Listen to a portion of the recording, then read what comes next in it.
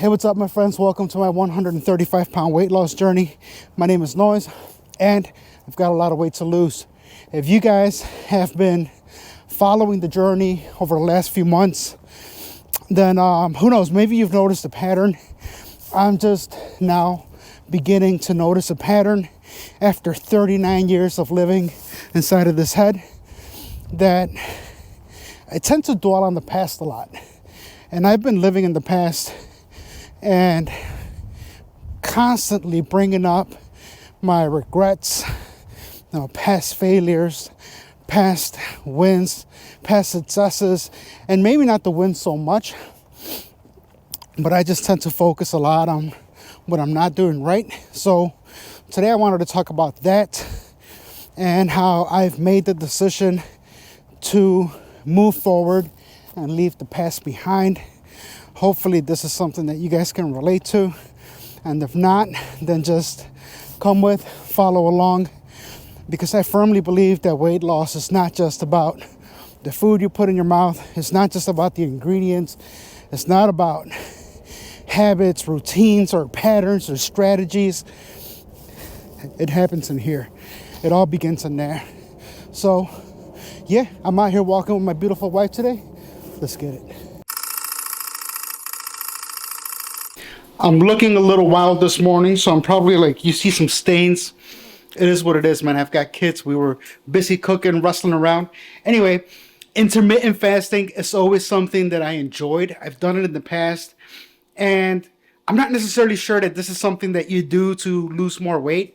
I know there's a lot of, science people that say it is. However, the reason why I enjoy it is because, one, I'm typically not hungry in the mornings, and it allows me to just go early in the morning, get a bunch of stuff done without having to slow down to eat. Plus, I don't feel like my body needs it. I have more than enough energy as is. So I'm going back to intermittent fasting. With that said, it's going to take a little bit, it's going to take some time for me to get used to it, because I have been eating in the mornings, whether it's oatmeal or some bacon and eggs.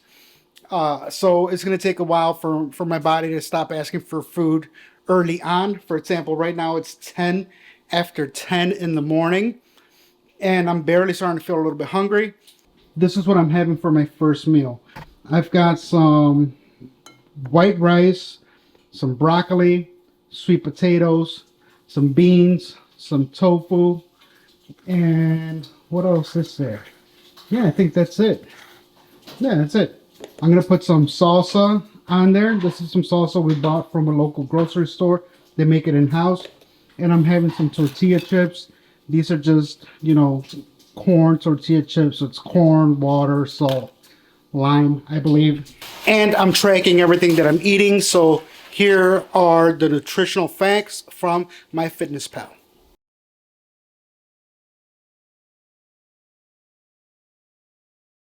I've been well aware for some time now that I am dwelling on the past. And like I said in my last video, the reason why I disappeared for a couple of weeks is because after doing so good for months and staying so consistent for months, something triggered for me to start thinking about the past and relive some old traumas and old experiences, where my mind all of a sudden dropped an anchor where I stood and started reliving, re-emphasizing, retelling, redefining all those old experiences, and ultimately got me stuck in here. Now, I've learned how to cope with these experiences and still perform, right? I'm still out there working. I'm still getting busy. I'm still here for my family. But what happens is that I start to find excuses to accept my current situation and not move forward the way that I desire to move forward. I decide to let go of the mission, and then I make excuses for abandoning the mission. So that's not acceptable, especially when we're talking about making a long-term change. If you guys know me, or let's just assume you don't, right? For the last 8 years, I've been on a self-improvement journey. 8 years ago, I didn't have a high school diploma. Um, I never read a book. I was just fresh out of a very destructive lifestyle. Thank God I had people that came into my life, and I think it all started with Rose, this woman I used to work with, who left our job to start her own business, and she gave me a book that day. Me and her were always bumping heads at work too, because she's a know-it-all. I'm aggressive, and like we were always bumping heads. But when she left that job, she came back one day just to see me. And she brought me a book called The Power of Your Subconscious Mind. No, it's not it. It's this book here. She brought me Think Rich and Grow Rich. And look, to this day, the book has not even been read. And along with the book, I wonder if it's still in here, she left $100 bill for me to use as a bookmark. And she wrote a little message in here. The fact that this woman took the time to come back to the job and give me this book got me thinking. I didn't read the book right away, but her words were so encouraging. It's the first time I had somebody believe in me like that. And that triggered for me to start thinking a certain kind of way. And maybe, hey, there is an opportunity for me to do something great. Or maybe there is an opportunity for me to become that mega real estate investor that I want to become. And from there, I found Tony Robbins, Les Brown. I started reading books, got my high school diploma. This happened like this. Like, I'm talking about fast. And then started applying for loans so I could start making some moves. I had some money saved up. Things didn't work out the way I wanted them to because I just didn't have the knowledge yet. So I went into sales, started learning about sales development, negotiation strategies, how to run a business, the back end, the front end, how to talk different, how to walk different, how to generate new opportunities. And it's just been a self-improvement journey that's taken me to some awesome places in a very short period of time. Yet, for some reason, and I guess this is nothing new to me, right? I keep on reliving old experiences. I've done the books. I've done the therapy. I've had these conversations. And what I've come to figure is that, I'm just trying to find comfort in the discomfort that you experience when you're trying to achieve something great. Because no matter what it is you're trying to accomplish in life, in my experience, it's going to be difficult, it's going to hurt, and it's going to take a certain level of sacrifice. It's just like forging a knife. Handmade knives are expensive. A high quality handmade knife is ridiculously expensive. And when you look at them, they're beautiful blades. They're very smooth, sharp. They're shiny. They're just detailed, very careful. It's something that's crafted with a lot of intention. And you pay a premium for these beautiful knives. But when you go back a little bit, the process of forging a knife is a violent one. It's a painful one.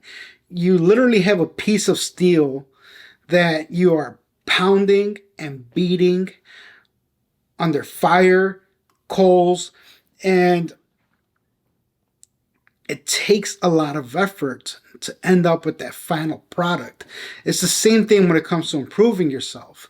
Now, look, I say self-improvement because in the last year and a half, I gave my life to Christ, and now I'm reading the ultimate self-improvement book, which is the same book that all these other gurus, not to dismiss this, right? I'm not saying that there's nothing good in here.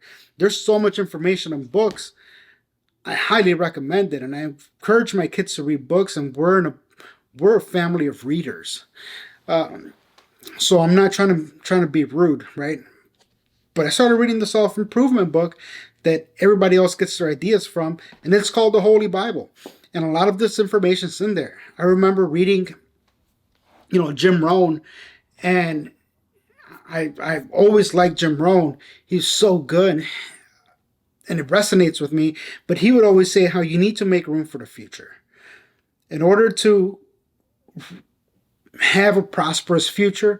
You need to get rid of the past and make room for the future. You know, you hear cliche quotes like, "There's a reason why a car has one rear view mirror and a big old windshield," you know, because you're supposed to be looking forward, not necessarily focus on what's behind you. And when we go to the Bible, I was reading this verse that says, you know, forget the former things. Do not dwell on the past. See, I am doing a new thing. Now it springs up. Do you not perceive it? I am making a way in the wilderness and streams in the wasteland. So this is not a new concept, and I'm not the first person to battle with this, where, you know, we keep on reliving the past, and it's like an anchor that just weighs us down. It's an anchor that's going to prevent you from continuing to move forward at the same pace and momentum you already had. Whether this is the ways of the world, it's just coincidence, it's life, it's the devil, it's the way that God meant it, I don't know. But what I do know is that every time there's an opportunity, every time there's a difficulty that we come across, there's an opportunity to become better. There's an opportunity to be stronger, get stronger, learn something new about yourself, and just take your faith to another level. So I analyze, right, why am I reliving the past, and why am I like dwelling on it? And I've come to figure that I typically dwell on the past for three reasons. One of them is to make an excuse for me to not be performing at the high level that I want to be performing at. Last week they announced that we are going to have our awards at the real estate brokerage that I pay to hold my license. And, you know, a lot of these people I'm with, and a lot of those people in the top rankings, they've been in this business for like decades longer than I have. There's some people that are a little bit newer like me too, you know, 5, 6, 7 years in the business. But there's hundreds of agents, and I missed the top 10 by like 2 sales or something goofy like that. And I got so upset that I didn't make that ranking, even though it doesn't mean anything to me and I wouldn't tell anyone. But you know, I realized that it was a technicality that got me to like, I guess I would have been in the top 10, but I didn't do something, like I didn't track some records, some sales the way I should have. Or I don't want to say should have, because I was pretty intentional about what I did. But I just wasn't focused on being the top 10. But when I realized that I wasn't the top 10 by technicality, I start to make excuses like, well, these people have been in the business way longer. Well, I'm the only one that doesn't fit in my community, and blah, blah, blah, blah, blah. Totally dismissing that I'm also one of the newest salespersons. You know, I'm one of the newest business owners in the area, and yet I'm performing at a level with the people that have had an advantage and have been doing this for way longer. So I quickly turn to the negative. I turn to the past, and it holds me back. It does hold me back. You know, when it comes to weight, and talk about, you know, how I used to eat and how healthy I used to be, and then immediately like I start to feel less than, because it's like, dude, how can you let yourself go and gain 135 pounds? That's not a small feat, but it is what it is, man. So yeah, you know, I dwell on the past so that I can have an excuse to not be performing at the high level I want to be performing at. I also figured that, like, I dwell on the past to find comfort in my current situation, which is not a position that I'm comfortable in to begin with. So, like, I'll find comfort in not posting videos because I don't want to be vulnerable, because I don't want to share about how, like, the last couple of weeks were rough, so I can make myself feel comfortable, but I'm not really comfortable with it at the end of the day, because I need to be sharing this journey with you guys. I know I'm not the only person that feels this way. Yet I find comfort when I relive the past, and it's easy for me to bail out. And then another one is just victim mentality. You know, this whole concept that the world is against me, and I've never considered myself a victim. Like, I'm not one to like nag about things that like other people do. Like, I never, like, I stand up with my chest up. You know, I'm facing life head on.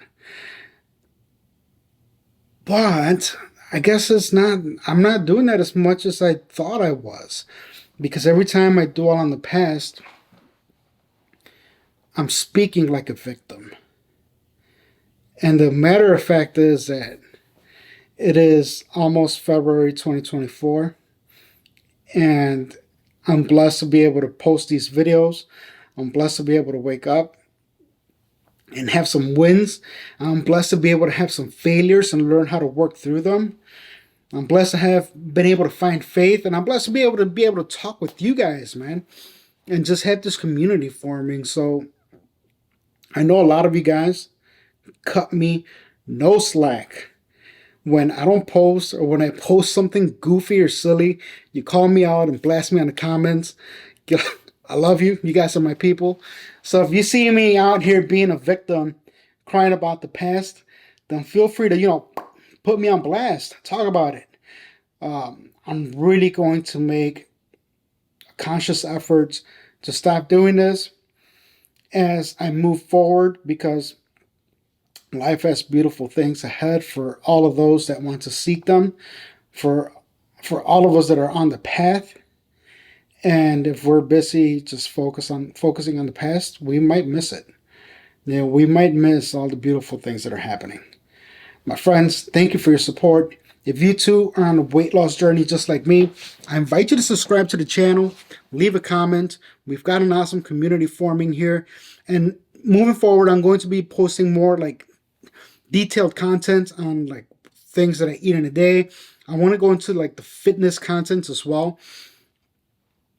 How to lift weights, what techniques, what to look for in your technique, what to do, what not to do, because I know that like I'm very familiar with the gym room. I'm very familiar with like, nutrition and stuff, even though I haven't, been consistent with it.